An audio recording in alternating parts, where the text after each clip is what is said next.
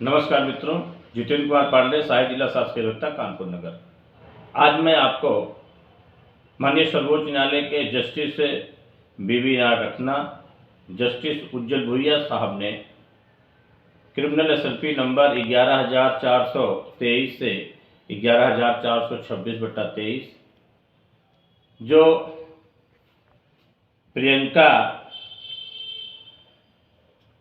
Priya Indoria versus state of Karnataka ये दाखिल है। इसमें माननीय सर्वोच्च न्यायालय ने अग्रिम जमानत पर एक लैंडमार्क जजमेंट दिया है और उन्होंने कहा है कि अगर कोई प्रथम सूचना रिपोर्ट किसी राज्य या राज्य के बाहर किसी के विरुद्ध दायर हो जाती है तो राज्य के बाहर जिसका कोर्ट को जुरिडिक्शन नहीं है उनका सत्र न्यायाधीश और हाई कोर्ट को सीमित अधिकार है अग्रिम जमानत देने का। लेकिन माननीय सर्वोच्च न्यायालय ने इसमें कई कंडीशंस दिए हैं और उन्होंने कहा है कि अभियुक्त के स्वतंत्रता का हनन न हो, उसके मान सम्मान की रक्षा की जाए। और एक घटना उन्होंने दिया कि किसी व्यक्ति को गोवा में मारपीट की जाती है, जिसके साथ मारपीट की जाती वो रहने वाला मुलजिम जो है वो उड़ीसा का है और जिसके साथ मारपीट की जाती वो रहने वाला गोवा का है। मुकदमा गोवा में दर्ज होता है, लेकिन उस व्यक्ति ने अपनी एंटीसिपेटरी बेल जान के खतरा को देखते हुए उड़ीसा में भी दाखिल कर सकता है। इसमें घटना इसी प्रकार है कि जो प्रिया इंदौरिया के पति के विरुद्ध बंगलौर में मुकदमा दर्ज हुआ। उन्होंने बंगलौर के सेशन न्यायालय द्वारा मुकदमा दर्ज हुआ और बंगलौर के सेशन न्यायालय द्वारा वो दूसरे स्टेट में गोवा मुकदमा दर्ज हुआ। बंगलौर में इन्होंने सेशन न्यायालय द्वारा अग्रिम जमानत मांगी और सेशन न्यायालय ने बिना वादी के सूचना दिए, बिना लोक अभियोजक को सूचना दिए, विवेचक को सूचना दिए, उसमें उन्होंने अग्रिम जमानत दे दी। माननीय सर्वोच्च न्यायालय ने इसमें अग्रिम जमानत देने में जो अन्य स्टेट के हैं जिनका जुरिडिक्शन उस कोर्ट में नहीं है, उसके लिए उन्होंने कुछ कंडीशंस लगाई और पहला कंडीशन ये है कि अगर कोई व्यक्ति जो दूसरे स्टेट की में दर्ज FIR की अग्रिम जमानत के लिए प्रार्थना पत्र सेशन कोर्ट या हाई कोर्ट में देता है तो उससे सबसे पहले इस बात को वहाँ के जो लोक अभियोजक हैं, इन्वेस्टिगेशन अधिकारी हैं, उनको बिना सूचना सुने अग्रिम जमानत नहीं दी जा सकती है।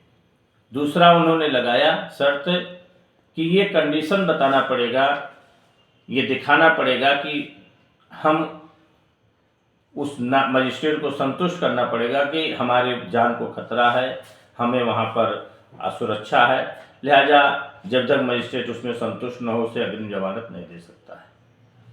इस प्रकार माननीय सर्वोच्च न्यायालय ने प्रियंका के पति ने जो बंगलुरु में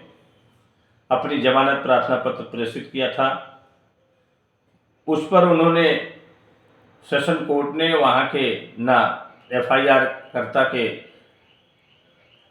विवेचक को और ना ही वहाँ के लोग अभियोजक को बिना सुने उन्होंने उसमें अग्रिम जमानत दे दी। इसको उन्होंने रद्द करते हुए ये गाइडलाइन जारी किया और कहा कि अगर किसी व्यक्ति को जमानत मांगने वाले को क्षेत्राधिकार वाली अदालत में असमर्थता है, इसके बारे में कोर्ट को संतुष्ट करना अति आवश्यक है और जमानत देते समय विवेचक और लोक अभियोजक को सुनना आवश्यक है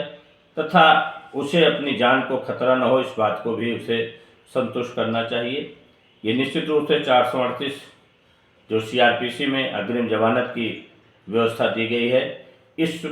आदेश से ये भी तय हो गया कि अगर आपके विरुद्ध किसी अन्य स्टेट या किसी अन्य जिले में जहां पर आप निवास नहीं करते हैं, अगर कोई प्रथम सूचना रिपोर्ट दर्ज है तो आप जहां रह रहे हैं कंडीशन को उपरोक्त जो माननीय सर्वोच्च न्यायालय ने बताया है उसको देखते हुए आप अपनी अग्रिम जमानत प्रार्थना पत्र सेशन कोर्ट या हाई कोर्ट में फाइल कर सकते हैं, दाखिल कर सकते हैं और कोर्ट को जो माननीय सर्वोच्च न्यायालय की गाइडलाइन है उसको पालन करते हुए आपको अग्रिम जमानत प्रार्थना पत्र की सुनवाई करे और आपको जमानत दे सकती है। मित्रों, निश्चित रूप से 438 में ये जो अधिकार अग्रिम जमानत पत्र की माननीय सर्वोच्च न्यायालय ने आज व्याख्या की है, इसमें इसको ट्रांजिट जमानत भी बोलते हैं, लेकिन ट्रांजिट जमानत में इसका सुरक्षा का और व्यवस्था को ध्यान दिया जाए, इसका दुरुपयोग न हो, इसका भी ध्यान न्यायालय को देना चाहिए। आज मैं आपको अपने YouTube चैनल के माध्यम से माननीय सर्वोच्च न्यायालय